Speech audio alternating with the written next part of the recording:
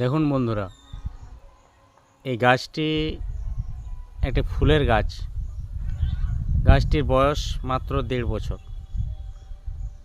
গাছটি আমার থেকে প্রায় 1.5 গুণ বড় হয়ে গেছে। এই ফুলটির নাম হচ্ছে কামিনী ফুল। এই ফুলের পরিচর্যা হিসাবে আমি খুব একটু তেমন কিছু দিইনি। একে মাঝে মাঝে 2 মাস অন্তর অন্তর গোবর সার দিই। সেই সারটাকে চালনায় চেলে দিই, একদম পাউডারের মতো করে, ডাস্ট করে। আর এর সাথে হাড়ের গুঁড়ো, শিংকুচি এগুলো মিক্স করে দিই। কখনো কখনো আমি গ্রীষ্মকাল এলে এতে খোল পচা জলটা আমি বেশি করে ব্যবহার করি, কারণ এতে প্রচুর পরিমাণে নাইট্রোজেন থাকে। এই নাইট্রোজেনযুক্ত খোল পচা জল দিই। পাতাগুলো দেখুন বর্ষাকাল কত সবুজ। অর্গ্যানিক সারের গুণই আলাদা। আমি কোনো রাসায়নিক সার এই পাতাগুলোতে ব্যবহার করিনি। এই যে পাতাগুলি দেখছেন, দেখুন পাতাগুলি একদম চকচক করছে। এতে ফুল এত আসে, সেন্ট খুব সুন্দর ফুলের।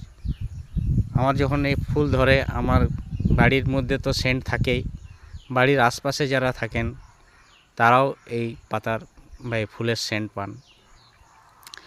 প্রচণ্ড মিষ্টি গন্ধ এই ফুলের। আপনারাও বাড়িতে লাগান এবং জৈব সার দিয়ে লাগাবেন, তাহলে দেখবেন পোকা লাগবে না।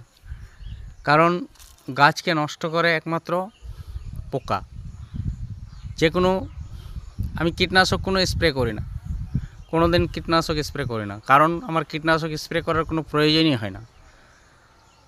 এই সুন্দর ঝোপালা গাছটা দেখুন কত সুন্দর, কি দেখে কত ভালো লাগছে।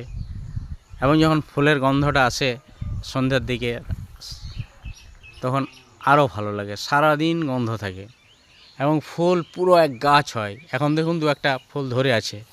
এই দেখুন ফুল 2-1টা ফুল এখনও ধরে আছে। এই যে ফুল, এই যে দেখতে পাচ্ছেন, এই যে দেখুন ফুল 2-1টা আছে এখনও। এরকম করে ছড়িয়ে ছিটিয়ে চারিদিকে গাছটার ফুল আছে। এই যে দেখুন ফুল, উপরে ফুল রয়েছে। এই দেখুন ফুলের কুড়ি এসছে। আমার থেকে অনেক লম্বা গাছটা। এই 1.5 বছরের গাছ কত সুন্দরভাবে হয়েছে দেখুন। আপনারাও এই গাছ, এইভাবে ফুলের গাছ লাগান এবং যেভাবে বললাম সেভাবে যত্ন নেবেন।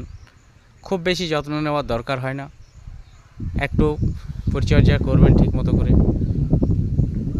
আর যদি আপনাদের মনে হয়, রাসায়নিক সারটা যত পারবেন অ্যাভয়েড করুন, জৈব সারের উপরে নির্ভরশীল হন। এই গাছটা তো দেখলেন কত সুন্দর গাছ। যদি আপনাদের মনে হয় গাছটা ভালো, এই গাছটার সম্পর্কে আপনাদের যদি কিছু মন্তব্য থাকে, আপনারা কমেন্টস করতে পারেন। আর চ্যানেলটি যদি আমার ভালো লাগে তাহলে সাবস্ক্রাইব করবেন, লাইক করবেন, শেয়ার করবেন। আশা করি আপনারাও জৈব সারের ব্যবহার করবেন, রাসায়নিক সার বর্জন করবেন। এই আশা আকাঙ্ক্ষা রেখে আজকের ভিডিওটা আমি এখানেই শেষ